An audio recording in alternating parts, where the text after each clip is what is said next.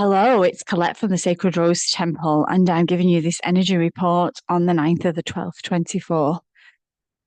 Yes, we're still there, aren't we? In the underworld, in this place that is, as I've shared week on week, trying to really transform us. And this week's significant themes are going to start to bubble up.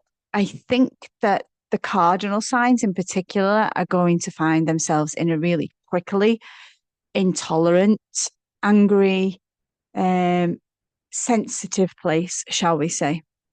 And all of these ripples from the cardinal signs, probably felt by most, is that there just seems to be a deeper intolerance of bullshit. And that's the only word I can describe. There's been a lot over the last months of soul contracts ending with people, friendships, families, lovers, whoever. There's nobody excluded from the category of soul contracts in the way of relating. And it can be blood, it can be love, it can be anything, a friendship that's gone on for years. But things that are not contributing to our higher path and our evolution are falling away. And as they fall away, what they're doing is they're leaving the pains that have been left inside of you unhealed, coming to the surface to show themselves so that you can finally heal these parts of yourself and move on from them, not keep bringing them in your life, not keep replaying them, not keep building relationships with lovers, with friends within that same energy. And not everyone's doing this, not everyone's willing to do the deeper work. Not everyone's made a vow to go on a really deep soul path and remove everything in the way to that. So there'll be people unaffected. But those of us that have stepped into this and have said, okay, like I really want to be challenged, I really want to grow, I really want to be part of the transformation that's moving the collective forward. I want to be one of those people. We're getting hit pretty hard because we're trying to commandeer the way that we live forward. I was only speaking to my son about this yesterday in something that occurred in our own personal life when I said to him, I've armed you with so much information, so much knowledge. And there was an instance where he was kind of pulled into a lower way of thinking and behaving. And I said, why did you allow that? And he just said, I don't know. Like, I understand what values I hold and stand for. And yeah, I expressed, but I still went along with. And I think his story is an analogy, really, of all of us. Like, what are we aware of? What are we aware of is not right? What are we aware of is not within the new way of living that is actually detrimental to our way forward. And if we're the bearers, if we're the ones that are moving forward as the transformative people, what behaviors do you still get into with the lower energy, the lower vibration, the wounded vibration?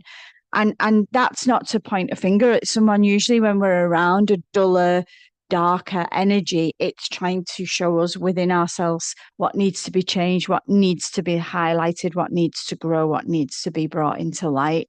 So really, there's lots of shifts of people, places not contributing to your higher path, isn't aligning with your higher life. I'm really feeling that in all areas of my life at the moment. I'm in this big, huge wobble, like of everything disintegrating and feeling what's next for me. Where's next? What's next? Please show me as all this crumbles where I need to be and what I need to do.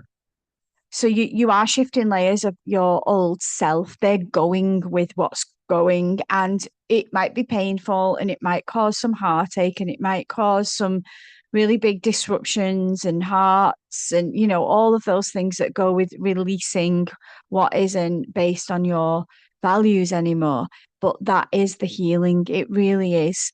I think what we're being called to ask is, who is our tribe?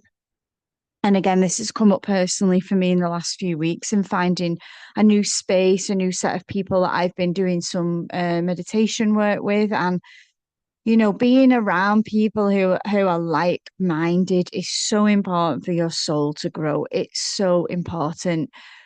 For me, like being with spiritual people, people that are aware of the collective unconscious, people that are aware of their shadows, people that are aware that this world is quite divisive and that there's forces that are not actually for us within the structures. And I'm going to talk about this in a minute.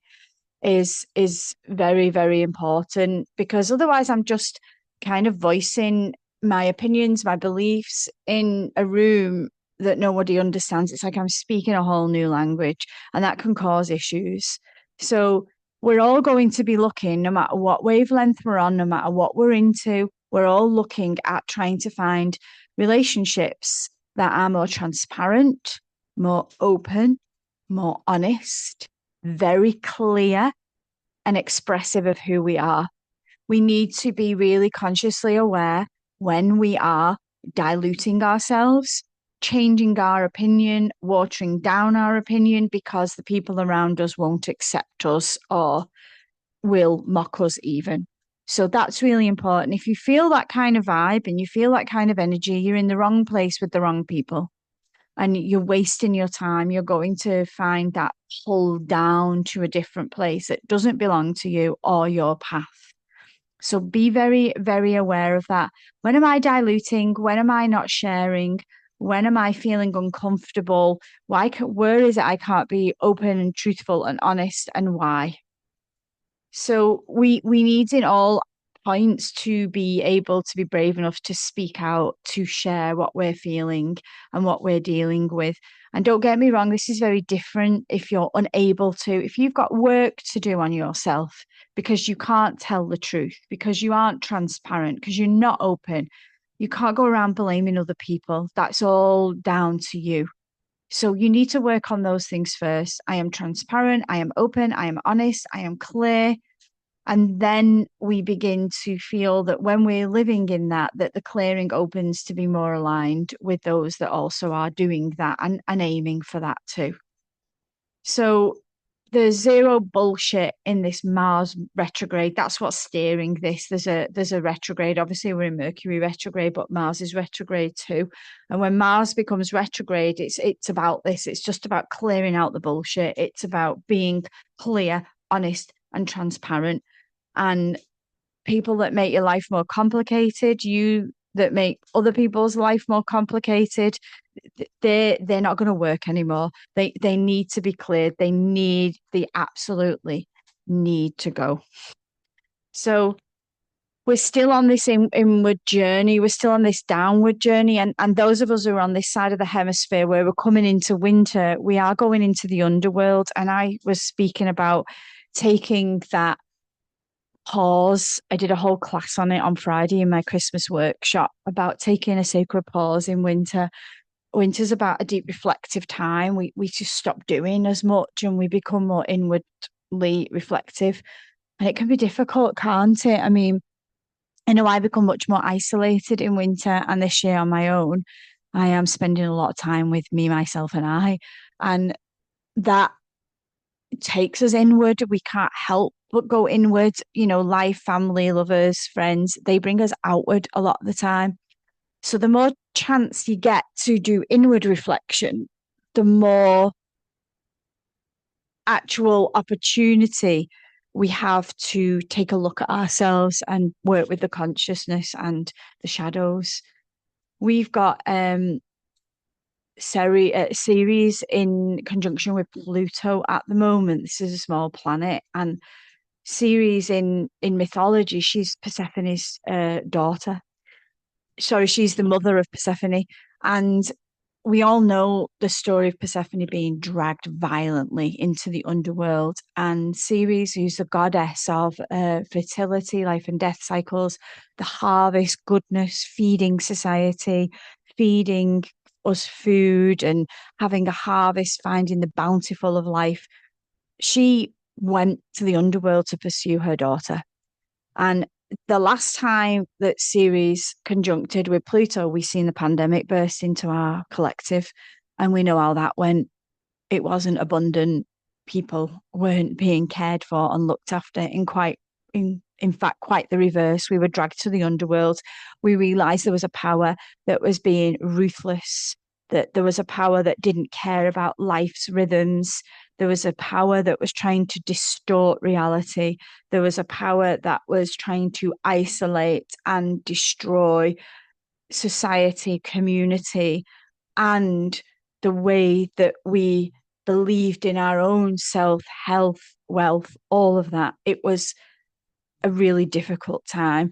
And we're going into a new cycle of difficulty, which is more about trying to understand that life has rhythms, life is natural, things come in, things go, and we are always in a natural rhythm with it. Where does nature, where does natural come in? How do we not go against a force, but ride with it and take care of ourselves?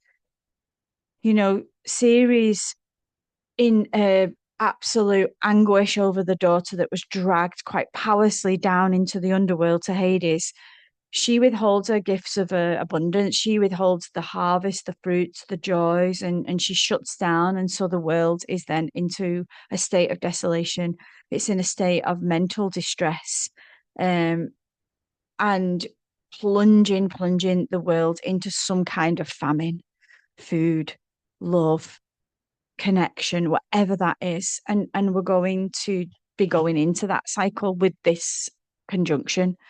So I want you to ask, as we're being pulled down into the underworld, what pulls you down the most? What's going to pull you into the dark the most? Is it isolation? Is it like a community? Is it not being understood? Is it clarity, transparency? What are the things that are dragging you down right now? And what shadows, behaviors that are connected with you create that darkness in that space? So that's really key to ask here. What is the darkness here? What is in me? What is trying to be brought into light? So that when we come up out of the underworld, we've got a whole new outlook, a whole new vibe, a whole new footstep, and an understanding of you coming out of that underworld saying, hey, where's my tribe? And they look like this. And anything that doesn't look like this is no longer part of my future. It's part of my past. So it's kind of a dreaming in the underworld at the moment. It's where Persephone has gone in and is with Hades and thinks, shit, here I am facing my shadow and all the darker aspects of myself that I've just not bothered to face. And it's slapping me right in my face now. And I don't have any choice but to deal with it. And I do want to deal with it because when I get out of the light, I need to be a different person. So I don't end up down here again as the same person. And that's really important for me as I move through this, saying, who am I? What things have led me to where I don't want to be? Naivety, trust, you know, illusions, fantasy. I've got a big long list, to be honest. And what am I going to do with that? And how am I going to come out wiser, braver, bolder, stronger, clearer, more transparent, less diluted, all those places. Where am I going to come out like that? And how is that going to take me into the future, into the light? So, yeah, there's still a lot to work with within the shadow aspect. But, doing Jungian psychology for so many years, I know that's big, big, big work. And mastering and understanding the shadow within yourself is really, really warriors work. Persephone come out with an absolutely new understanding. She knew that shadow was part of life and part of life, and that she would return again to the underworld, and so would the world. The world would go into winter. And so we start to accept that these are natural cycles, that we come to this winter aspect and it is about inner reflection, it is about shadow. And then we come into spring and we look forward to the light and we look forward to what is going to move for us and take us on in the next step of evolution. So I'm wishing you all like deep reflective time. I hope that you're able to let go of those soul contracts that are ending as painlessly as possible. Although I know that that doesn't really happen, but I'm wishing you healing balm for that pain. And I'm really hoping that you all magnetize your tribe. Remember, your energy calls in the things that you need to learn from, also the things that are trying to show you about yourself. And I really wish for a world with the energy of all this in the astrology that we can be more transparent, more open, more clear, more expressive, and share our voice in the world that so desperately needs to awaken from its darkness. So, hoping you have a great week.